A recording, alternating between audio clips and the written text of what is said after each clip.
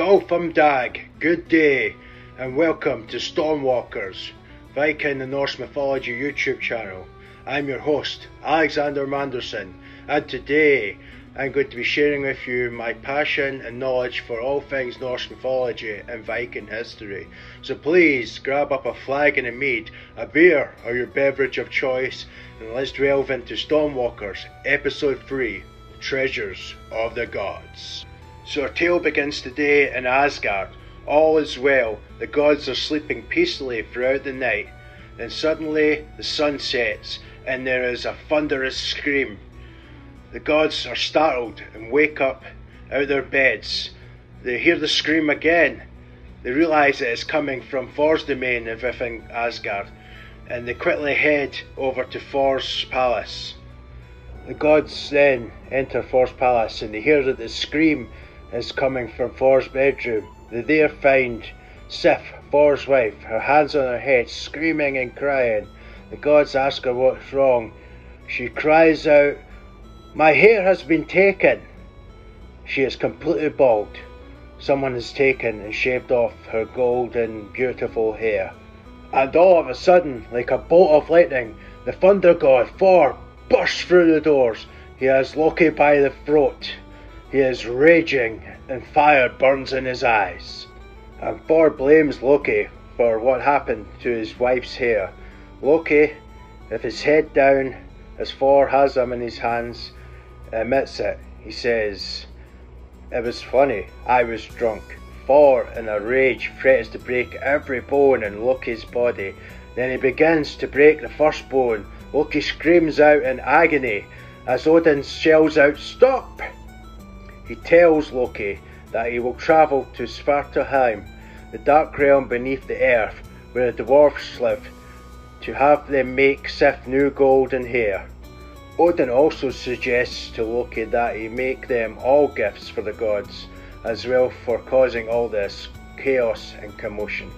When Loki arrives in Svartalheim, he sees the sons of Ivaldi and has them make Sif's golden hair, Odin's sphere, Gungnir, and Frey's folding ship, which fits into his pocket, Skjoldblangnir. Arrogant Loki then travels to a second pair of dwarfs, Brock and Sindri, and wages his own head that they can't make as good items as the sons of Ivaldi. The dwarfs take the bet. As Brock and Sindri craft the first item, a fly bites Sindri's hand, but he is unfazed by this and completes Gullingeburst, a golden boar whom is swifter than a horse. Next, Brock creates Draupnir, a golden ring that creates 8 new golden rings every 9 nights. Although a fly bit his neck, Draupnir was perfect. Then Brock began the final gift. The same fly stung his eyelid, obscuring his vision. The result was Mjolnir, a great battle hammer that never missed its target and flew back to its owner's hand. However, the hammer's handle was far too short due to the fly obscuring Brock's vision. The fly, of course, was Loki in disguise, and he was sure that the imperfection of the hammer would save his head.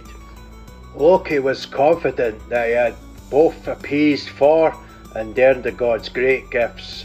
He returned to Asgard and presented the 6 gifts to Thor, Odin and Frey. Thor firstly received Sif's new golden hair. Odin took the spear and Draupnir, while Frey got the magical ship and golden boar. Although Mjolnir's handle was very short, it was a marvellous weapon, and as Thor was presented with the hammer, it was love at first sight. The dwarfs were confident they had won the wager and told Thor of its special powers. Thor instantly hurled the hammer at Loki's head. Loki would duck, but as he raised back up, it hit him in the back of his head and flew back to Thor's hand. Thor roared in laughter and triumph. So all the gods agreed that Mjolnir was the finest of all the gifts. The 2 dwarfs then pulled out their knives to cut off Loki's head, but the cunning trickster pointed out that there was no way they could do so. They had wagered his head, not his neck. so if they removed even a bit of his neck, it would be in violation of the bet. Brock and Sindri could see no way around Loki's argument, so Odin forbade them from taking Loki's head. So in their frustration they would sew Loki's mouth shut, keeping him from causing more mischief within his deceptive words.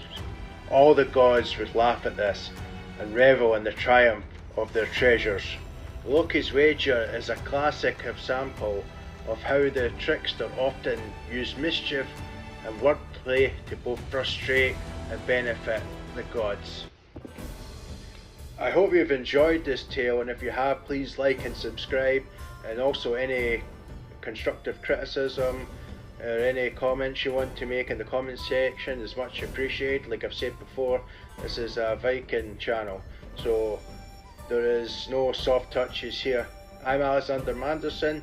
I bid you all a farewell and a good night. Skål! Until next time.